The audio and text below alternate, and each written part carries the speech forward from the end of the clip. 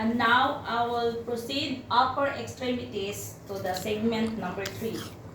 Now I will perform the upper extremities throughout the assessment of the patient arm, and I will take note of the range motions, muscle mass, and strength.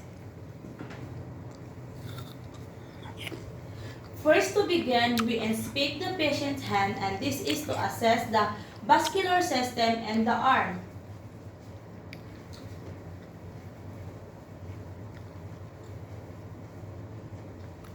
The patient's arm should be warm or not detected edema or lesions. Next, checks the capillary refill time. To do this, we depress a nail bed until it launches, then quickly release the pressure.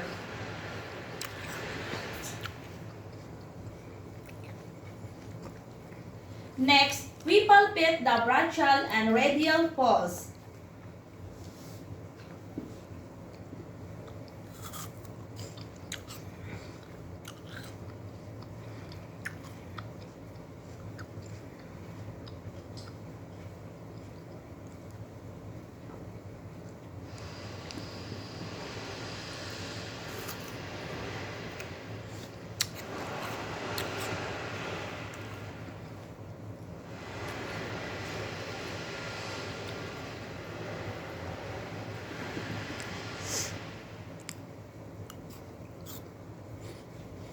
The normal finding is that the pulse should be equal and regular and rate and rhythm and strong and do not bounding the amplitude. Now, continue the assessment by evaluating the arm sensory function and following some guidelines. The patient should keep her eyes closed, scatter the stimuli, to bury the face, to compare proximal and distal areas, to compare both sides of the body, map area of the sensory loss. Next, to assess the light type, with randomly touch a cotton wedge on the patient's arms, and we will have her here to see touch when she feels something touching her skin. Ma'am, close your eyes, please. And I will touch the different parts of your body. Touch, touch, touch, touch, touch, touch.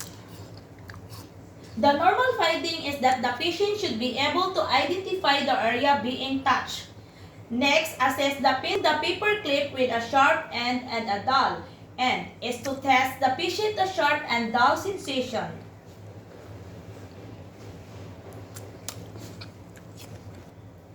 Ma'am, can you close your eyes and see something if you feel sharp or dull to touching your skin?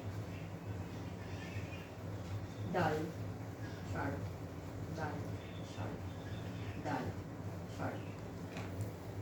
The normal finding is this assessment that the patient is able to identify sensation correctly. If the patient has trouble identifying this stimuli, we will assess further by testing the patient temperature sensation by using a test tube with a warm water and cold water. Can you close your eyes, ma'am, and see something if you feel hot or cold when you touch your skin? Hot, cold, hot, cold, cold. The final findings that the patient identify correctly.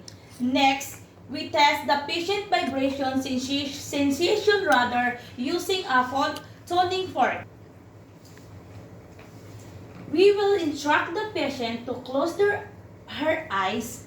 The patient should identify and tell the nurse it already feels the vibration and starting when it stops upon the placement of the tuning fork. Start to activate the tuning fork and then place the stem quickly on the distal bone prominence such as the finger.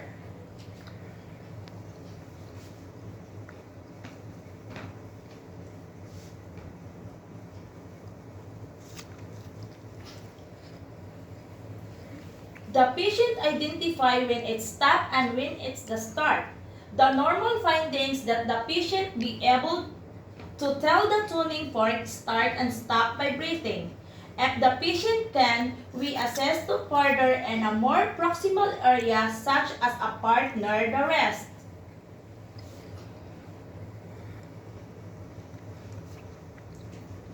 Now, test the patient position sensation rather. You want. Now we test the patient position sensation. Hi ma'am, can you close your eyes? I'm going to meet your hands and move your fingers up and down and tell me which direction it is moving in. Moving the finger up and down, both hands. Up, down, up, down, up, down. The normal findings what the patient be able to identify which direction of her fingers are pointing accurately if she can't. We test the sensation proximally in both arms and later in the both legs. Now, to assist the touch discrimination of the patient with the part test, namely stereognosis, graphesthesia, two-point discrimination test, and extensions. The first test is stereognosis. Can you close your eyes, ma'am? And please identify the object that I will place in your hand.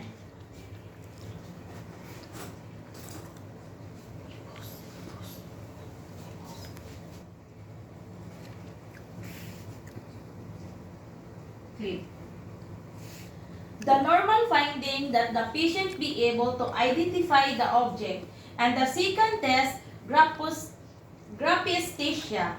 It is usually done if the patient has difficulties moving hands. And can you close to your eyes, ma'am? Because I will write to your palm and I want you to identify the number that I can write. 7. 7. The normal findings, the patient able to identify the number correctly. The third, test point discrimination to do this point sharp object. And the patient fingertips and gradually decrease the distance of the two objects. The two paper clips with the sharp ends. Can you close your eyes, ma'am? And I'm going to knit your fingers and then tell me how many objects touching your fingers. 1, 2, 1, 2, 2. Normally, the distance in which the patient is no longer perceives two separate points is less than 5 millimeters. The fourth, this assess extension. This time we touch two corresponding of the patient body simultaneously and have the patient identify the location where she was touched.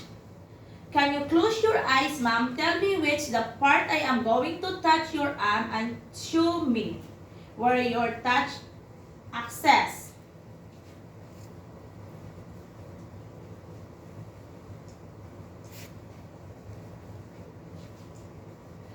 The normal findings, the patient be able to identify the touching her arm's location accurately. Next, we test the motor function by assessing the bicep tendon reflex. For this test, we'll have the patient relax her arms and remember to grade their reflexes on a scale of O if the reflex is absent to 4 if reflex is hyperreactive.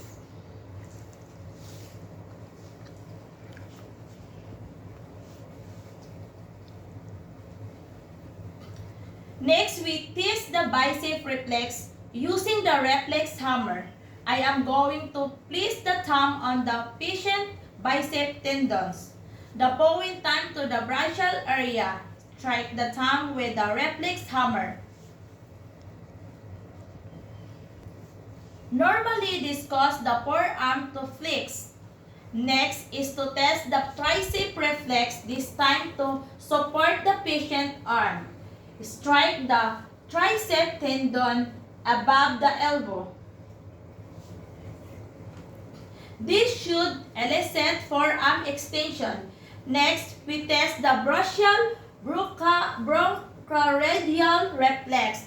This time we strike the forearm 2 to 3 cm above the radial styloid process.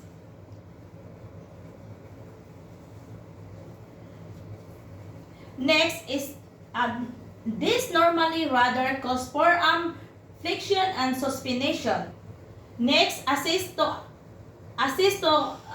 cerebellar function of the arms to assess rapid alternating movements. Ma'am, can you please pat your knees with your palms facing forward and downward? I want to gradually increase the speed of your movement. The final finding is that the patient movement should be coordinate and equal. This time, ma'am, I want you to touch your thumb to each of your fingers of the same hand and reverse direction.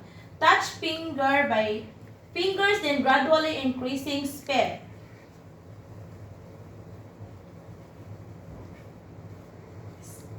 Speed, ma'am. Okay, thank you. The final finding that the patient be able to do rapid scales movement quickly and accurately. Next, we assess the point-to-point localization using the finger to the finger test. Ma'am, can you touch my finger with your fingers and touch your nose? Touch my finger. Again and again. The normal findings is the patient movement should be smooth accurately. Next, we perform the finger, the nose test. Can you close your eyes, ma'am, and stretch out your arms and touch your nose with your index fingers? It's okay for you, ma'am? Okay. Index, the other index finger, and back and now. And gradually increase speed of your movement, ma'am. Okay, thank you, ma'am. The normal finding that the patient movement should be smooth and accurate. Lastly, we document the findings, and documentation facilitate data collection and providing the accurate database.